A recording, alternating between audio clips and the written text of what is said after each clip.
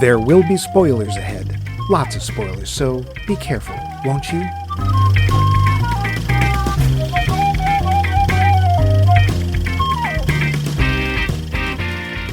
Okay, we got the Diet Dr. Pepper, the Mountain Dew, the Flaming Hot Cheetos, and the Little Debbie cakes. Just try to keep the orange dust off the dice this time. Hang on, let me get my DM screen set up. Yeah, whatever. So remember, my artificer / gunslinger / assassin is half drow, half tabaxi, half dragonborn, half Aasimar, and half Goliath, okay? That's 5 halves. So, it's not explicitly disallowed anywhere. Hang on. It says in 5th edition But under we're racial grandfathering bonuses in racial bonuses from 3.5. What? Since when? Look, just don't forget, I've got a half nightmare, half centaur as a steed. How does that even make sense? On the errata for page 343 of the 3rd edition of the Monster Manual. Okay, forget it. I'll allow it for this session. We'll see how it goes. Now, you've worked out your advantage attacks. Yes. You figured out your encumbrance penalties and movement bonuses? Of course. You got all 17 pages of your backstory written out? In triplicate. Okay, and I think we are good to... Oh, crap, my mom's here. I gotta go. Same time next Saturday? Yeah. As you may have guessed from our subtle and brilliantly acted opening, well done, Mike, this week's installment of our series, Give Me One More Chance, is the recent movie Dungeons & Dragons Honor Among Thieves. This was the first... But there's a bloody H in it. Yes. This was the first theatrically released D&D movie in over 20 years, and there were some high expectations for it. As this is my pick this week, you may gather that on first viewing, maybe this little number didn't exactly roll a critical hit with me. But let's see how it holds up for us. I'm your host, Max, but I'm a Grimwald warrior, Levine, and over there, failing his saving throw versus Bumpy Puck cereal, is your host, Mike. I attack the darkness, loose. Cast some verbal magic missiles for us, Mike. My character can beat up your character. Nuh-uh. Uh-huh. No, we've never gamed. No. Backstory. But before 17 pages. But before we get to that, we've got to get to Poll question. Last time, we left our heroes dangling from a giant tea bag. No, wait. Sorry. Dear. Our question was... That went a really weird direction. Don't go there. I won't. What movie actor have you most changed your mind about? You know, someone you used to love them, now you hate them, or used to hate them, now you love them. Adam Mark tells us Mel Gibson. Oh boy. He is racist garbage. After hearing the recordings of his angry, deeply threatening calls to his mistress, I cannot watch nor support his work. Never mind his comments to the police department. Yeah. Famed landscape painter and cursed investigator, Degsy O'Brien, says... I bet he's none of those things. He's probably a very nice person and has a very good job, which, to be fair, I suppose... But those are cool things. I think he'd want to be like that. But you're making them up. Nope. That's my headcanon, and you should respect it. Your headcanon has wet gunpowder in it. You don't have to get personal. Oh, again, Yes, I do. Degsy O'Brien as Christopher Walken. I used to see him as such a dynamic, versatile actor, adept in thrillers, war films, horrors, actions, dramas, comedies, even superhero movies. Then, somewhere along the way, he became a parody of himself, becoming aware of the cadence of his speech. Hey, he's written it out. Sometimes raising his voice and then pausing and making a grunting sound. But before collecting another paycheck for yet another generic gangster thriller. Yes, he did Dune, but from the glassy look in his eyes, I don't think he knew he was doing Dune. Ooh, ouch! See, 2 weeks ago episode on Dune. We did point out about the Walkens walkening into the in Dune. Yeah. Nice walkening. one. Nice one, Degsy. Keep up painting and stop investigating. Why? You're getting too close. He takes a bite out of crime. Her Imperial Q footstepping Majesty, Val Coombs, Ow. says, Kevin Kline. Your nemesis. The Dark Prince. I first saw him in A Fish Called Wanda, and his character was so awful, and he was so good at it, that I refused to watch anything he was in. Then I happened upon the version of Pirates of Penzance with him, Rex Smith, and Linda Ronstadt, and changed my mind. His portrayal of Jeffrey Anderson in Soap Dish sealed the deal. Yes, she has a serious case of brake fluid. Brain fever. Okay. All right, you're entitled to your insane opinion, Val. He's another mind he's corrupted. Angelo Patsalis says, Nick Nolte in everything that he did, and then I watched in a movie and everything changed. Really not sure, but maybe Sea of Tides or Change of Tides. I think he means Prince of Tides. Oh. He was remarkable in that, and it was a very different role for him. And I'm told he was not found, passed out in the dumpster behind the soundstage every morning. Always a plus. Oh, Senor Nolte. Sorry about that, Cochise. With apologies to Riff Tracks. Keith Wright says, Josh Hartnett. Really? I didn't hate him. He just didn't do anything for me acting-wise. Well, he didn't really do much acting-wise. Oh, sorry. Then I saw him in Penny Dreadful and 30 Days of Night, and those films changed my opinion of him. Later, I saw Lucky Number 11 and liked him in that too. Go figure. Okay, I have not seen... Well, no, I saw part of 30 Days of Night. I haven't seen the others. Maybe I should check these out. Dave says, I tend not to notice actors or to categorize them as those who, through perhaps of limited ability, pick good scripts regularly, and those who may be very good but generally want to play roles that I don't like. Generally, Meryl Streep picks scripts that I don't like, so I avoid her movies. Sophie's Choice was a miserable selection. I almost changed my mind when she did a movie I liked with Steve Martin.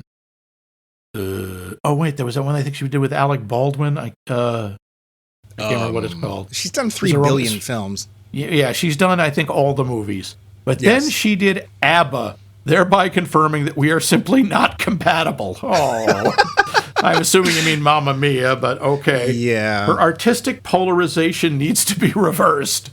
We have to reverse the polarity on Meryl Streep? Or Some not. days you just can't get rid of a bomb. She has done well for herself without my support. My better half insists on my going to movies with handsome lead actors. Oh, sure, your wife makes you do that. So I often evaluate and reevaluate those movies and even remember their names. I get in the car with, oh God, not another one of that guy's movies. Oh dear. So apparently Dave has a problem with HLAs. Okay. HLAs? Handsome leading actor, duh. Oh, okay. Oh, excuse me, Captain Hipster. Well, it is Tom a film Cruise, term. I wouldn't expect you to know it. No, you're supposed to say, oh, it's a pretty obscure film term. You would never have heard of it. I don't have to. You just did. Tom Cruise was a limited range actor who picked very good scripts for a while, and then I loved him for entertainment value in Tropic Thunder. True. But it was a one-off. After that, he went overboard with MI. That's Mission Impossible for you, Mike. And I wish I could have avoided those. First one was okay. I am surprised. It's very simple. Just don't go to the theater. No, that's what they'll be expecting. I am surprised at how weak Charlie Hunnam has been. Or, I'm not sure if I'm pronouncing his name right. Hunnam? One dog of a script after another, and I can't decide if he's too weak to carry any show other than SOA. I don't know. Oh, I don't know what that is either. Sorry, Dave. Standing one only. Standing only at... I think it's the... it's too hip for even us. Soap Organization Association. I'm not sure. Or if he has just had bad luck and made bad choices. I love Thomas so I'm going to pronounce this wrong too, Kretschmann in German. His Hollywood choices in English have been Dreck. Oh, dear. Wow, cool stuff, Dave. Now you've given us a lot more to look up. Yeah. Tyler Stewart gives us Bruce Willis. I first caught an episode of Moonlighting and was underwhelmed. Then he had a small part in the movie Billy Bathgate, and I remember thinking, he actually did a nice bit of acting there. And his movie career took off shortly thereafter. A.J. Shemus or just Sheems? real quick with Bruce Willis, I just suddenly occurred to me as he was saying that, I think Bruce Willis's acting gets better the less hair he has. Yeah, that is in fact the Bruce Willis follicular acting scale they talk about. Because probably, I think the best thing he did was 12 Monkeys, and he's spear bald in that one. I didn't love that film, but I do love him. I thought he was terrific in it. Yeah. Oh yeah, Fifth Element is fun. Anyway, sorry, back to our poll question. AJ Shemus, excuse me. That's what I've heard. Mark Wahlberg. The tough guy act got old real quick. Yeah. How you doing, AJ? Say hi to your mother for me. Yeah. That is my flawless Marky Mark impression. That's exactly where I went. Yeah. Kelly J. Cooper says, we have another vote for Tom Cruise. Loved him when I was younger. Found out about his Scientology and related insanity, and now he creeps me out. I still enjoy his performances, though, which is hella disconcerting. Zeno. Gesundheit. Did you say something? No. Is that everybody? No, hang on. I just have to adjust my e-meter here. Nick Hoffman rounds it out with, I have complicated feelings about several performers, and that's perfectly natural. Never understood why Marlon Brando is loved. As far as I'm concerned, he's a fatuous gas bag. But the Godfather performance really worked for me. Geez, not too controversial, Nick. Wow, I just like the phrase fatuous gas bag. That's pretty good. I got to admit. I don't know if I agree with it, but it's a great phrase. I think he gets to a point in his career where it's like, well, we're paying for a name. That's what we're paying for. Because we're not getting much after else. a while, he was just like, I'm just not bothering. Is that a sandwich for me? Yeah, okay. Hang on, I ate a bug. A bug I ate with little wings. That actually happened. You know, there's a famous take from Apocalypse Now where he's doing his monologue and a bug flies in his mouth. Oh, it's in the film. It wasn't cut out. It just goes in and then you never see it again. So, yeah. Ugh. But all terrific answers. But what about you, Mike? Who's someone you've changed your mind about? One of them was Nicole Kidman. The first film I remember seeing her in was our first episode, which was Eyes Wide Shut. Oh, yeah. And I'm like, is all she do is act high? Is that all she can do? Because, like, wow, there is... And I should have realized, it's a Kubrick film and there's a woman. She has nothing to do. Yeah, See our entire series on Roger Corman. Anyway, yes, I did just compare Roger Corman and Stanley Kubrick, but wait, not a lot of strong female characters need to lie in Kubrick down? films. No, I'm fine. But then I saw her in The Hours, a film that I think she does remarkably well in. I know a lot of people don't like that film, but I did like it. Then I saw her in Moulin Rouge, and I'm like, wow, she has a much bigger range than I thought she did. So I ended up really liking her. Meryl Streep is another one. Meryl Streep I did not care for early on because she just seemed cold and distant, and I wasn't really interested in, almost to that point where it's like, I'm a serious actor acting. And then she did, what is it, Death Becomes Her? And she developed a sense of humor, and I'm like, she can be funny? Who knew? And then she actually started seeming a lot more, I hate to put it this way, but a lot more human and less, I don't know, robotic. And one of the others is Jason Statham. Really like him as an action star, but man, can he not pick a good script to save his life. Oh, he really picks some serious duds. It's a shame. Yeah, it is a shame. But how about you? Who is somebody you changed your mind on? Well, of course, early on, I too was under the thrall of the Dark Prince, and I was a big fan of the Klein until finally I saw through his facade. And your feelings began to decline? Yeah. I see what you did there, and I forgive you for it. He doesn't. Yeah. No, Klein is just fun to make fun of. I got to go along with Bruce Willis, actually. I started out thinking, this guy can't do anything. He's basically just, look, I'm smarmy. Yeah. Hudson Hawk didn't help with that. And then, I love that movie. I know, but you can't tell me he's basically doing the same character he does in moonlighting and in a bunch of other stuff. Just the sort of wise ass. Yeah, but he's more of a cartoon. I don't know. Yes, it's more of a... Yeah, he is. It makes no sense. I don't know why. He got a lot better, I think. I think he ended up doing a lot better. The Sixth Sense, I think he's terrific. Mm-hmm. Yeah. Then I think he started sliding a little the other way. But honestly, when you look at things like Armageddon, if someone backs a Michael Bay-sized van of money up to your house, you're going to say no, really? So, for me, it's Bruce Willis. That's True Blood Hero stuff. Yeah, I'm in. So, see our entire series, our entire episode on Armageddon? I think we did that. Yes, we did. We did. But these were all terrific. They were great. Thank you very much. And we want more. Still more. So many more.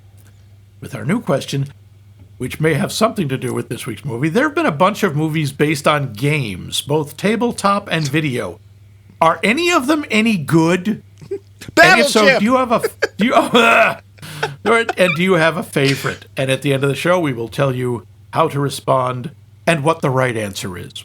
I'm waiting for Pop-O-Matic, the motion picture. I am still mad that they canceled the Hungry Hungry Hippos, the movie. Kerplunk? Yep.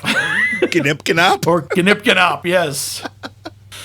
Yeah, good question. Good question. I you. think I know my answer, but we'll wait till next episode. Yep. But now, the facts. Budget, $150 million. Wait, so this cost more than last week's movie Minority Report? Huh. Yes, it did. By a lot. Box office take, $208 million global. Well, that's more, Oops. so they made... No, they did not. It did not get anywhere near the magic number of 3, so... If there is going to be another, that's kind of in limbo. This is technically the 4th Dungeons & Dragons film, and it is a complete reboot. The original trilogy... What? Was Dungeons & Dragons, Dungeons & Dragons Wrath of the Dragon God, and Dungeons & Dragons The Book of Vile Darkness, which was coincidentally the name of the script for the first movie. Wasn't that the second straight movie to video or something? How dare you, sir? The second one was made for TV on the Sci-Fi Channel, and the third was straight to video. I had a feeling. Yeah. Despite receiving positive reviews, believe it or not, this film, as I say, this film was kind of a dud. This might have had something to do with the fact that it was released 1 week after the 4th John Wick movie, and a week before the Super Mario Brothers movie. Yeah, not necessarily the same audience. No. Wizards of the Coast, the company which I believe still currently owns Dungeons & Dragons, although Hasbro. That might have changed yesterday, and I believe they are owned by Hasbro, made stat blocks for the main characters showing their abilities and attributes. Did they? Yes, they did. The movie, for those... Yes, a lot of the trivia in this is gaming nerd stuff because there isn't a lot of other trivia. Sorry. This movie is set in the D&D setting, The Forgotten Realms. It's a whole series of books. Oh, crap, I just said it. Damn. I'll remember later. I don't remember. In an interview with SFX Magazine, Michelle Rodriguez, Holga, revealed that in order to make her character Holga Kilgore a more authentic barbarian, she grew out her armpit hair. She also gained 15 pounds of muscle, which, let's face it, I don't know why they didn't lead with that. It's much more impressive. Yeah, Kilgore. I've been growing out my armpit hair forever, yeah. Mine reaches the floor. I have mine braids. in cornrows. Chris Pine only agreed to appear because the role of Edgin, which is who the bard he plays, is very atypical for a fantasy film leading man, and because he sat in on his nephew playing a D&D campaign and saw how much fun the nephew had. And because they offered him a huge amount of money, let's face it. I would imagine that, too. This is something, again, nerd stuff, but there was, back in the 80s, a TV show, a Saturday morning cartoon called Dungeons & Dragons, and the characters anyway, I can't say the cast because, cartoons, but the characters make a bit of a cameo appearance during the High Sun games. It was cool. Yeah, we'll talk a little bit more about that. All of the spells used in the film, while most of them are unnamed, are all spells used in the D&D tabletop role-playing game. And we didn't sit there calling out their names every time they were cast. Nope, didn't do it. No. Maybe you did, I didn't. Bigby's middle finger. Oh, yeah. Like, I swear I heard a couple of guys go, is that Bigby's crushing hand? It's like, no, that's Bigby's grasping hand. Duh. Could have been Mage Hand, but it wasn't. The plus-sized red dragon the party encounters in the Underdark According is to the called artist. Themberchaud, which is actually a known powerful denizen of the Underdark in the Forgotten Realms world. Wow, great. The directors, John Daly and Jonathan Goldstein, explained they wanted the original Monty Python cast in the film. They felt very inspired by Holy Grail in this. Okay. They were asked about the comedic scenes involving the reanimated dead corpses.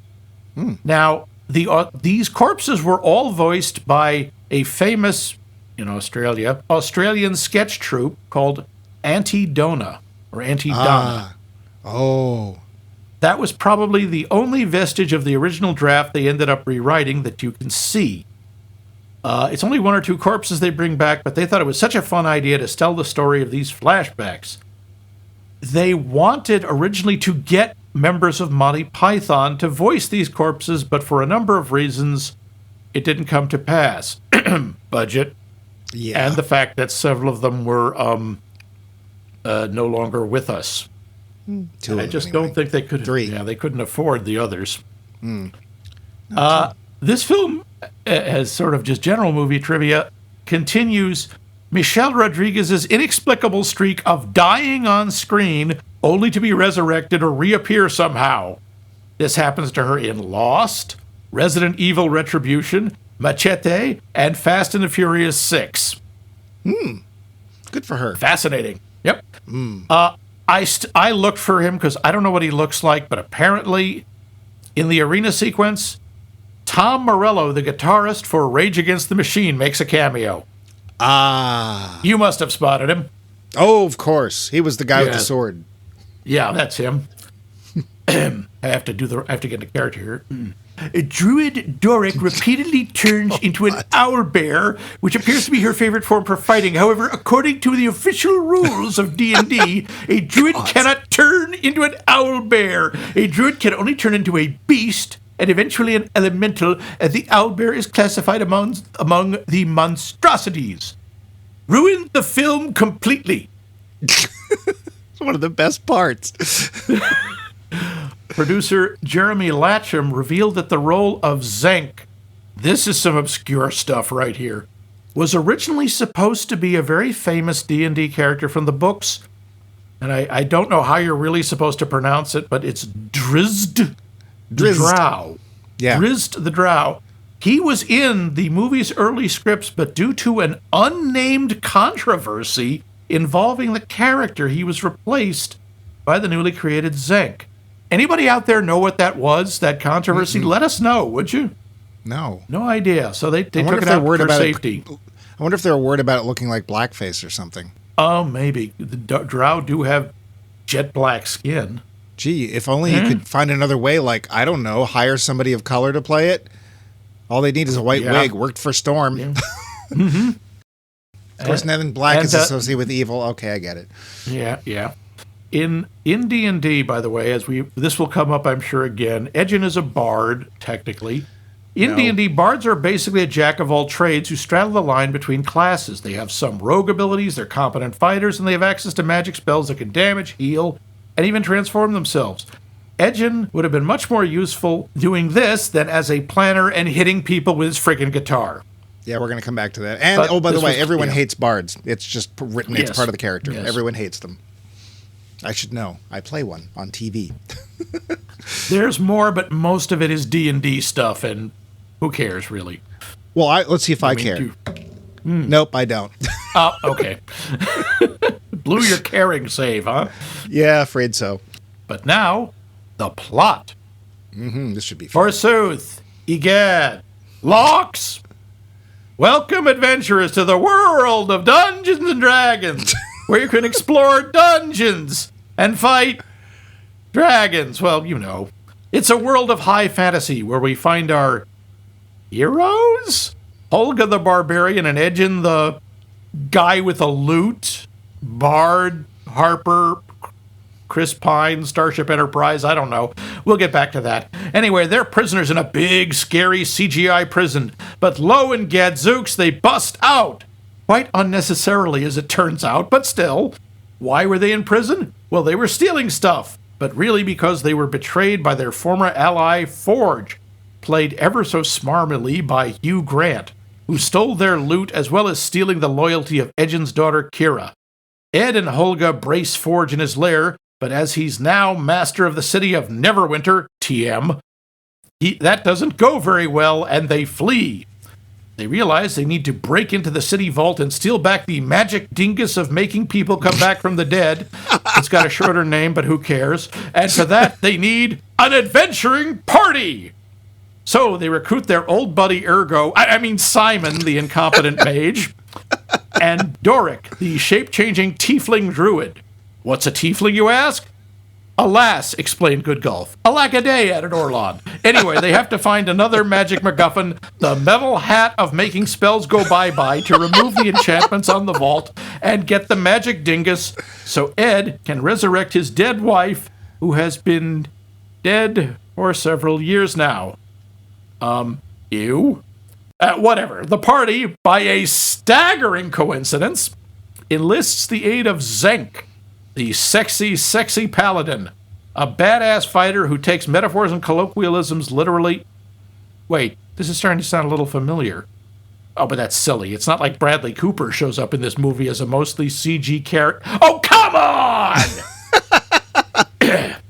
Anyway, they futz around in the Underdark, deal with a bunch of evil undead wizard guys, find out they've been carrying a portal gun around with them, and have to deal with a rather chunky dragon. But they get the metal hat of making spells go bye-bye. Huzzah! It's +2.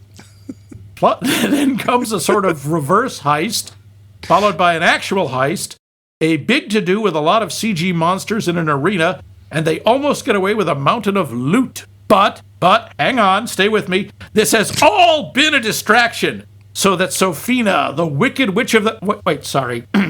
the Red Woman... Damn! Sorry again. Bavmorda... Damn it! Sophina, the Red Wizard, who is working for the evil... bad guy Tam, who wants to kill everyone, as well as killing everyone who gets in the way of him killing everyone. But Simon finds his mojo, the party somehow learns to fight as a team, and the day is saved. 500 points to Griffin Puff! The film. Unfortunately, I can't follow that with a f*** you, Snape, because, I just did. Oh, you did! Making more work for yourself. You were supposed to shorten the plot, Max. You're supposed to water I tried! I left out so much stuff. Yeah. There's a lot going on in this movie. Well, speaking of that, so Max, this is your choice, and you went to see it. Yep. Did you see it like opening day or something? Or I saw it opening week, and this movie... Didn't like it, huh?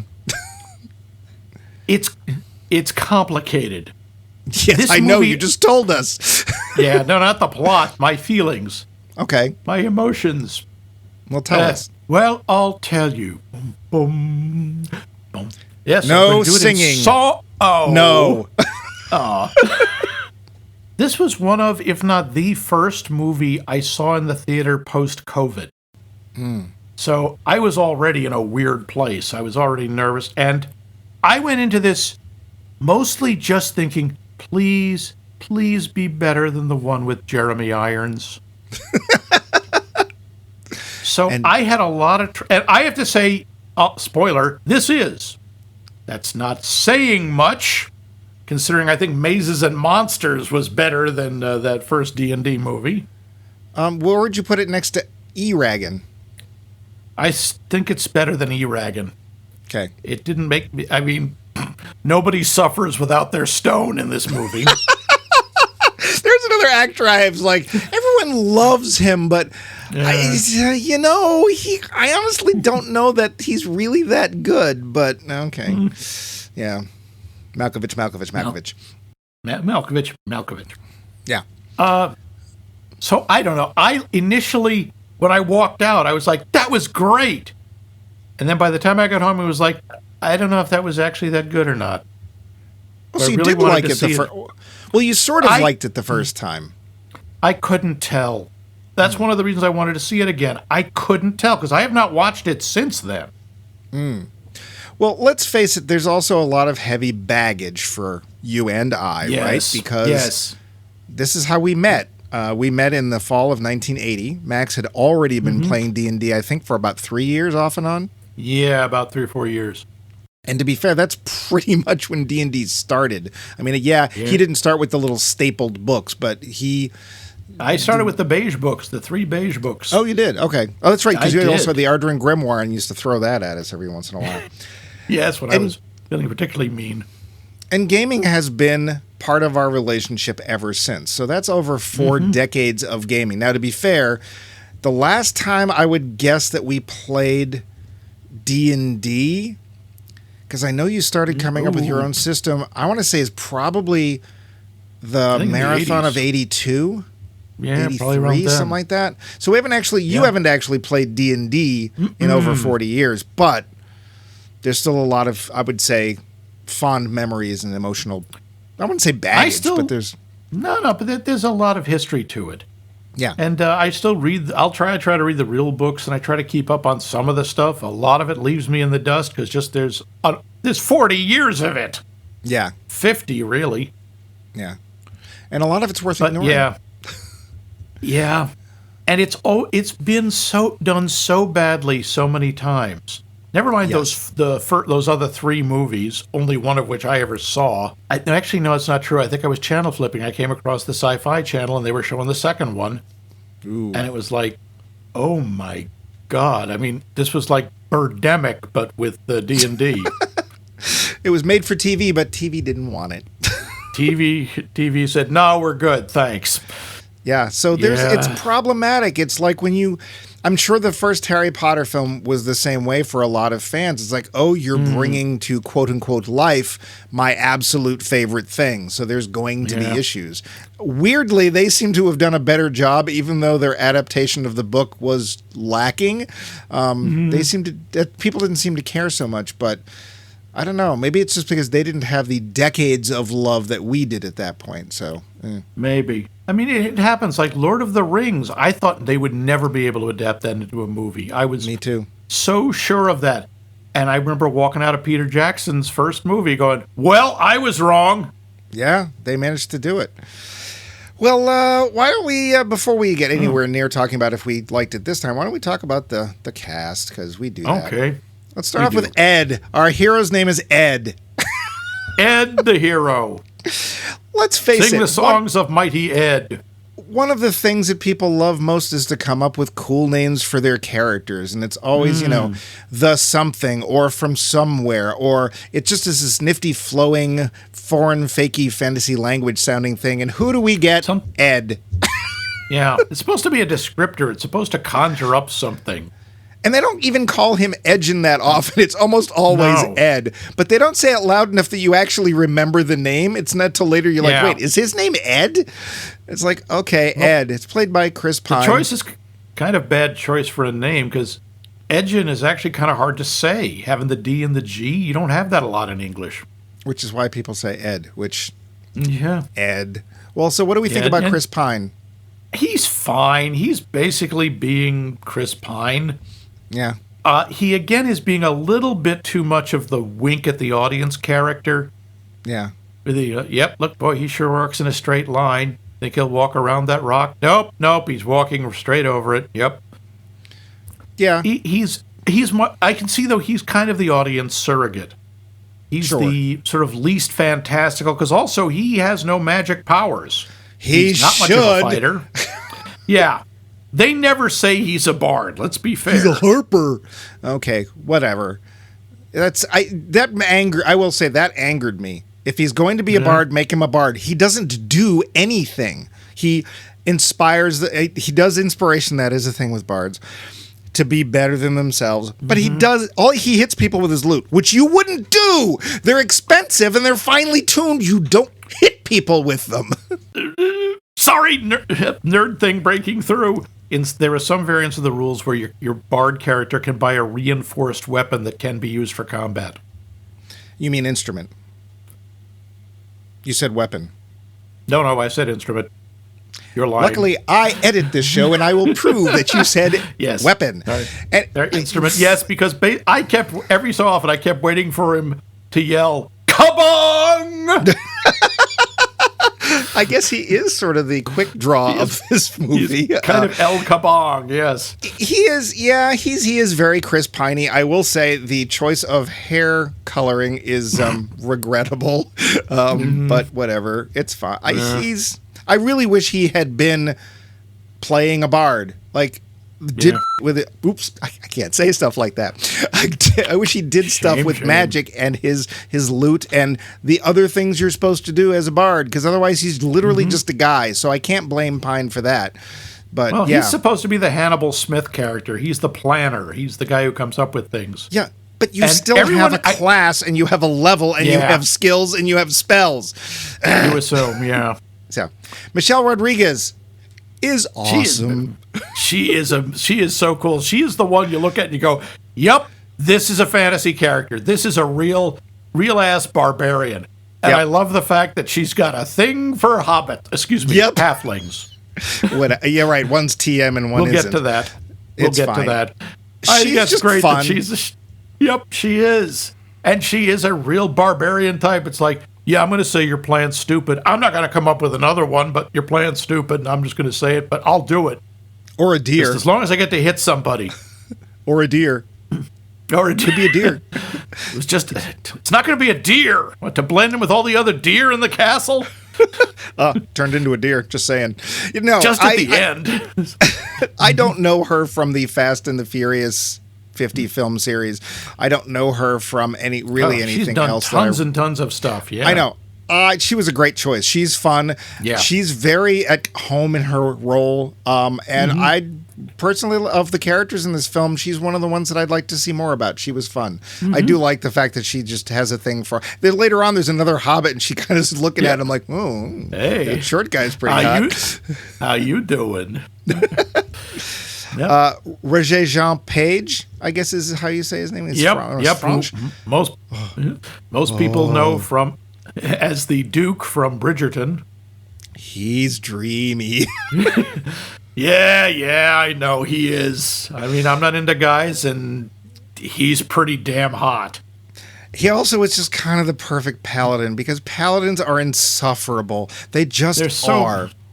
They are. Although I have got to say, he is the one who most talks like an NPC. I suppose. Carefully structured, formal grammar, no sense of irony or sarcasm. I do appreciate the fact that when he says his annoying things, they do tend to be right. And he's not, you can tell he's not doing it to make himself seem better than anybody. He's just like, it's just confidence. He just oozes confidence, which is one of the reasons everyone hates paladins, and justifiably so. So I think yes, I think he is a little NPC-ish, but I think he does a good job. Yeah, no, I think he's fine.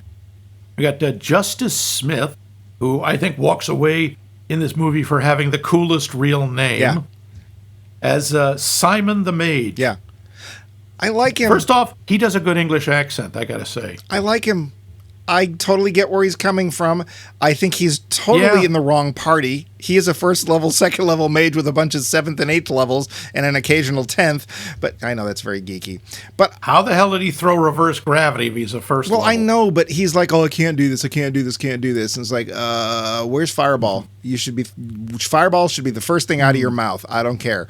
But I like him. He seems real. Yeah. Which, not everyone else seems a little bit sort of above real. He seems very real. I can totally see somebody playing him as a character. I liked him. Yeah. We got Sophia Lillis as Doric the Druid. Your turn. Start drooling. What? Start drooling. Oh yeah, she's pretty. Yes, she is very pretty. She is. She's got a great face and that hair. Yeah, and we're That back to gorgeous we're red back hair. to a Corman film. Almost nothing to do except turn into a owl Yeah. bear, which is a shame. But By the way, I don't trust humans. Did I mention I don't trust humans? yeah, And I'm going to point out everything you're doing wrong because, yeah, we start to get a little character development when we meet her, and then we stop. yeah. Well, Now, to be fair, this happens with a lot of them because there's a lot of people in this movie. and there's a lot of plot, and we'll get to that too. Yes, we'll get to that too. Hugh Grant. Okay, best thing in the movie. I think it was great. I'm sorry. He was so. I think he is so good. He's playing villains a lot now, and he does it so well. He really does. You do He love is just. you love to hate him. Want some eggs with that ham? Come on. And good for him. I'm glad that he developed a sense of humor. Maybe it was his arrest. I don't know. He makes a great villain, and I enjoy him. He does. So good for Hugh Grant. I think he's a lot of fun. I think he's probably the most fun character in the movie. Probably. Yeah. Then we got Chloe Coleman as Kira. That's Edgin's daughter. Yeah, she's She's almost not has bad, something- I think. She's She almost doesn't have nothing much to do. Yeah, she has very little to do, but she's actually, I think, very believable as an angry, 12-year-old? How old she's supposed to be? 13, something like that. Yeah, Teenager. something like that. She's an angry fantasy teenager. Which, And she's fine. yeah. Then there's Daisy Head as Sophina, the Witch of the whatever. Yeah. And she's, evil Yeah. I and mean, stuff. she doesn't have much She to also do either. basically she is one of those villains where if she turned sideways you couldn't see her. She's very two-dimensional. Yeah, but she's fine. And then there's a bunch of other people that do things. There's a lot of other people, none of whom we care about. I mean, there's a really. lot of characters, and most of them have like one or two lines. So I'd No say the one is acting- particularly bad. Yeah, no, one I is would say bad, I think. the acting ranges from Chris Pine upwards. Because I think even the people like Sophia Lillis, who doesn't have much to do, she's another character. I would watch a movie that was about her and her background. That she seems interesting. Zank, I don't actually know if I need to see any more about Zank. I guess there is everybody's got backstory. Yeah, everyone's got so much backstory. Yeah, Doric, I would see more about. I think that she had some interesting stuff there, but so we range from Chris Pine up. And it's not that Chris Pine's bad, he's just Chris Pine. Yeah, he's fairly standard character. Yeah. As we get into the movie, let me ask you something. If you didn't know anything at all about D&D at all, could you watch this movie and enjoy it? Oh, I think so. I think actually you'd be better off. Yeah, there's a lot. We would all be a lot less nitpicky. That's not how big rust monsters are. Oh, and it's very tough because we're all sitting there. I sat there even the second time identifying all the monsters and all the spells and stuff. And it was like, part of me is like, if they don't do it right, then this is stupid. And it's like, it doesn't matter. It doesn't matter. Yeah. Like the You're opening going character. up against a hell of a lot of expectations. Yeah, we've got this guy who's being brought to this prison, and I don't think I remember this the first time, but I'm watching it this time going, is that supposed to be a bugbear? Because it's not, but I think it is supposed to be a bugbear. Oh, that was Gorg, but yeah, sure, yeah. I think it honestly gets in the way. I think that you can't make a movie for just D&D nerds. As many as there aren't enough to even come close to making back your money. So, Good question. We start I agree. off. I don't think you need to know D&D to watch this. You get some more stuff out of it, but also you bring a lot of baggage with you. Well, and let's face it, probably one of the reasons that Hasbro made this film, because they're one of the distributors as listed in the beginning. You're like, I'm watching a movie by Hasbro. And I'm sure one of the reasons that they made the film was they want people to play D&D, and they can make money that way too. And let's face it, there's tons of stuff to buy that's related to D&D. Oh, God, yes. We won't even talk about dice, but yeah. So I think that it's quite honestly, in some ways, this film is not made for us. It is not made for long-term hardcore D&D players. Interesting. Yeah. See, I always assume when you put Dungeons and Dragons in the title of a movie, we're the ones you're aiming it at. Here's the thing that you and I both are still scratching our heads about. Somewhere, a while back, D&D became cool. I still don't understand that. Well, I think when you find out things like, who's the guy from Magic Mike? Joe Mangione?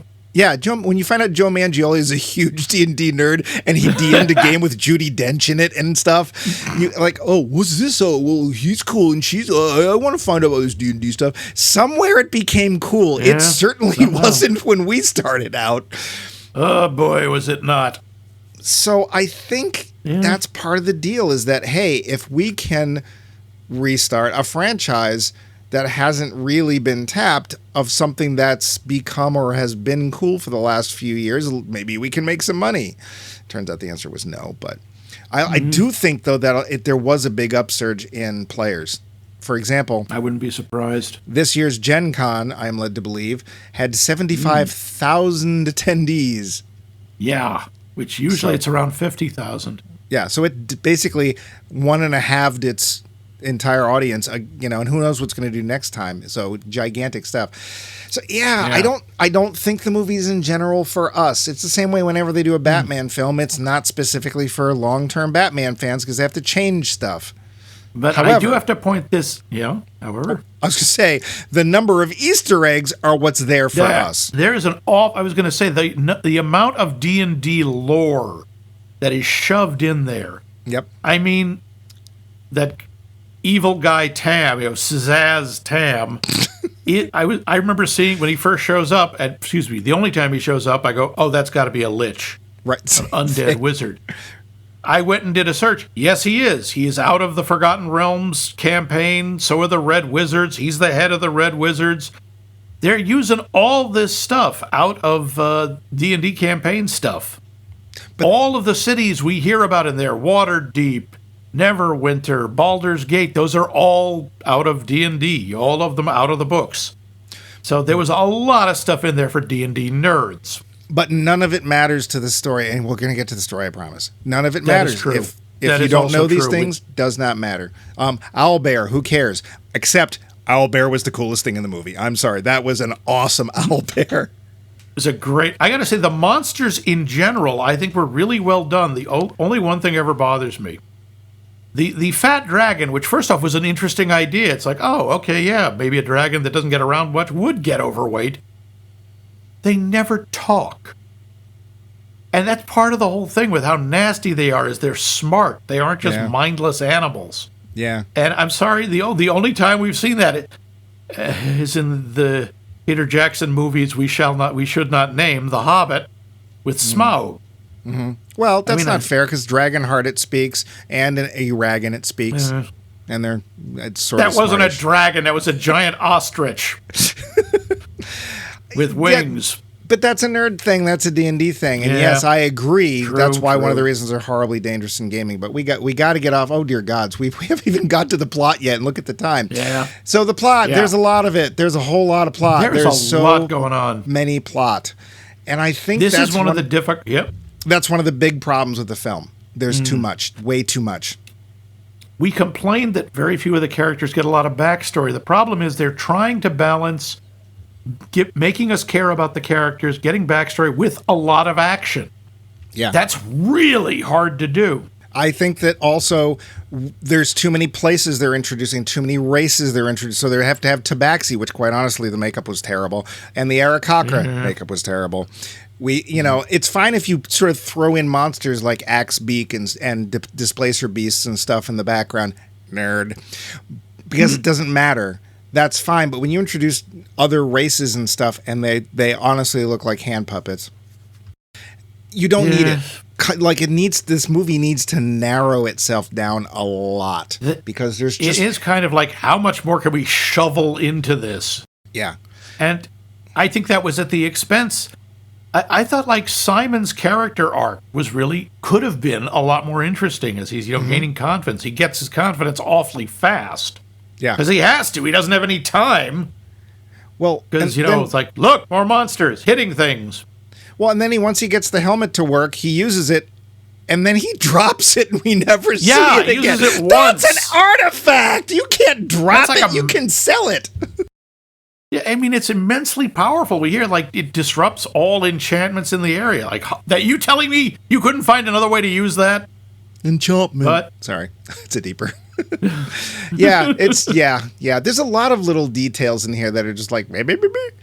Honestly, though, for me, there are two really, really good sequences in this film. One of them is the talking to the dead sequence that I honestly, even the second time through, I just laughed. I thought that was really funny. That is a funny sequence, absolutely. And the other is when they actually are doing a heist that we get to see, as opposed to, memories of the time that we got screwed over by so-and-so, and like that little thing with the caravan where they're trying at to the get end. Where they're getting the portal inside the wagon. That's actually a lot of fun. And honestly, it's like, okay, it feels like a game. Yeah, it does. It feels like an actual party encounter. Yeah. That's, I think, where the movie's at its absolute best. When it's at its worst, I think, is when we've just got these giant set pieces and these big things going on, and you're left to go, huh? Well, who's the, what the, huh? And who are they, and what are these?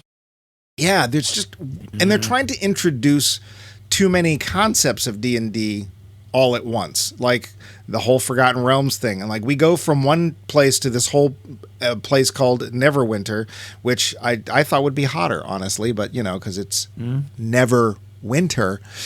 Yeah. But it's, that's the whole, like, how did 2 years and this guy goes from being like a crappy thief to the leader of the town?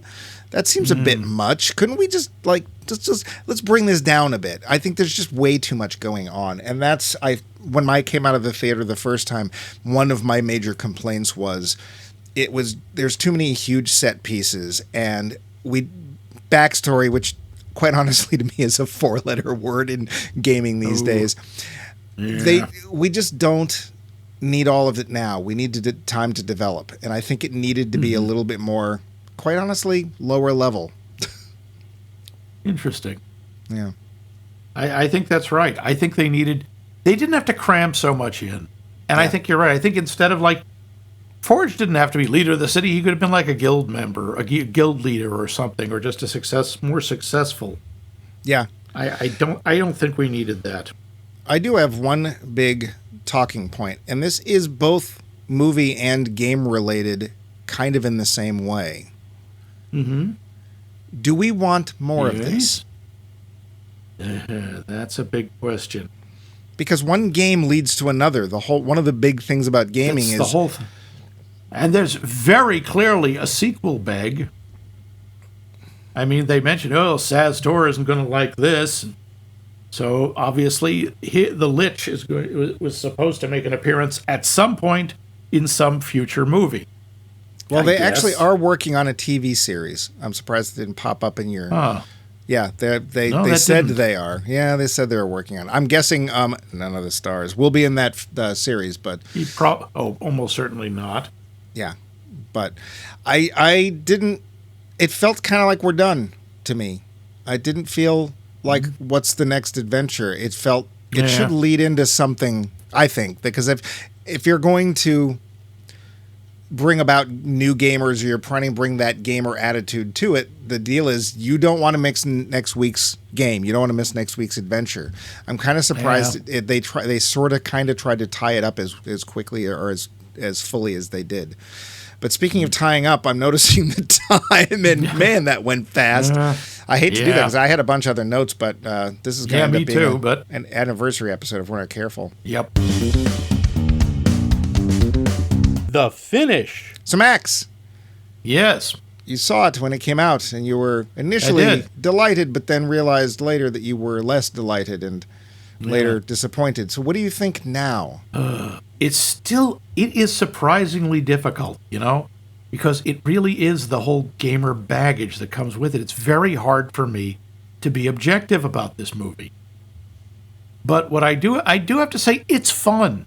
I think a lot of it it's entertaining. It's fluff. It's not Lord of the Rings. Okay, it did not transcend the genre or any of that. I think there's some good parts. I think it could have been better. I think they try to cram too much in. I'm a little disappointed. I was hoping it would be better, but I don't think it's bad. I think it's just kind of okay. There are some parts I think are really good, and most of it is just sort of, yeah, that's all right. What about you? So What did you think about it the first time you saw it?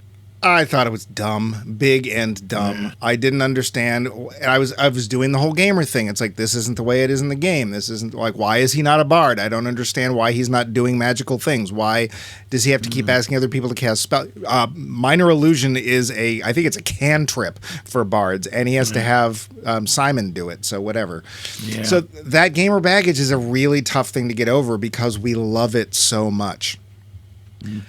That being said, the second time I was trying my best to back out and say, let's watch this like somebody who's not a gamer, just somebody who wants to go to the movies and have a good time. Try and be more objective. And honestly, I had a better time. I think lots of it is fun. It is not just like the game, but I think it could very well entice people who always wondered about the game to find out what the big deal is about after having seen the film. There's not enough Easter eggs thrown in for us, so we finally get to see a displacer beast. I thought it was interesting the way they decided that the mirror image works, but that's fine. We get to see the owl bear, which is quite honestly awesome. We see Tabaxi and Eric. We see a gelatinous cube. We see a gelatinous cube. Oh, by the way, don't ever Rust jump into one. monsters. Just don't. No, Rust very bad monsters, idea. intellect devourers. Never thought that one would show up in a movie. Admittedly, it was just for a joke. I have to say that I know it was from the trailer, but that line I still think is funny. Yes, they're attracted to high intelligence, and they just walk by the whole party, and Ed just goes, well, that's just hurtful. Yeah, I think it's a film you kind of need to turn your brain off for. And I do think there's too much going on, and I think it's more confusing than it is welcoming. Which is not entirely unlike picking up a 5th edition handbook, player's handbook from nowhere and trying to figure out how to play this game.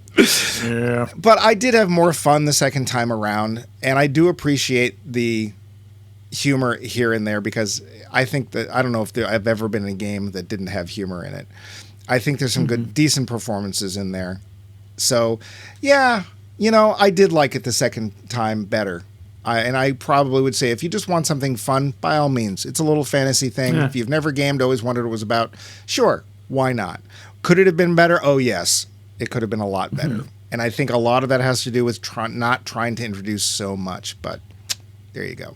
Speaking of introducing, could you reintroduce the poll question? Oh, yes. Poll question. This is Mike. Mike, this is the poll question. Hi, how you doing? I'm asking, there have been a bunch of movies based on games, both tabletop and video. Are any of them any good? And if so, do you have a favorite? And you can answer this by emailing us at maxmikemovies.com or going to our website of the same name, maxmikemovies.com, and leaving a comment. You can find us on the back Facebook under it's Max just Mike Facebook. Movies. You can tie a note to the collar of your Mordenkainen's faithful hound and send it over to us. Yeah, Big B's You this. can, of course, Big B's middle finger. You can find us on the podcast app of your choice. And, of course, you can also use our super special, secret, fuzzy, awesome hotline and actually leave a voicemail for us, which we can use on the show. That number is 617-398-7266. That number again, 617-398-7266. Operators are standing by on some other number. But we are just getting started here with Give Me One More Chance. What movie, Mike, next week are we going to let into our hearts again and see if it hurts us? I think next week's movie is going to personify the very idea of just give me one more chance. This is a film and a franchise that came out, that just leapt out of the gate and just was like this huge thundering thoroughbred. And then its second time around, it was still big and noisy. It just wasn't quite as adept or adroit as it had been. But then the third time around, oh man, that was just like killer. Dear. It was really, really good. And it maybe should have stopped there, but there was another one that some people say never happened. Maybe it was called On Account of Rain. But then there was one last gasp. And this last gasp would pretty much decide this franchise's destiny forever. And that film is Indiana Jones and the Dial of Destiny. Oh, no, really? Max sounds so excited. Now, I saw it. The only reason I saw this film is because we're having a power outage and there was nothing else to do. I did not expect to enjoy it. I didn't. But here's the thing. It is a time when I have gone to films and I have expected not to like it. I just have gone in with negative feelings and probably found reasons not to like it. I don't know that it's particularly well loved, but maybe it deserves one more chance. What do you think, Max?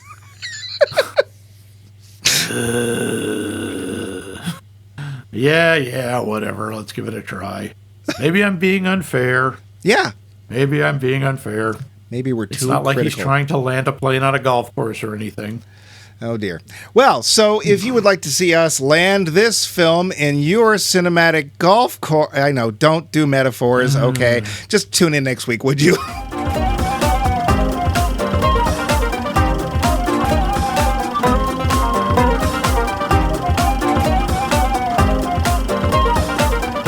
This has been a co-production of The Voice of Max and The Movie Wrench.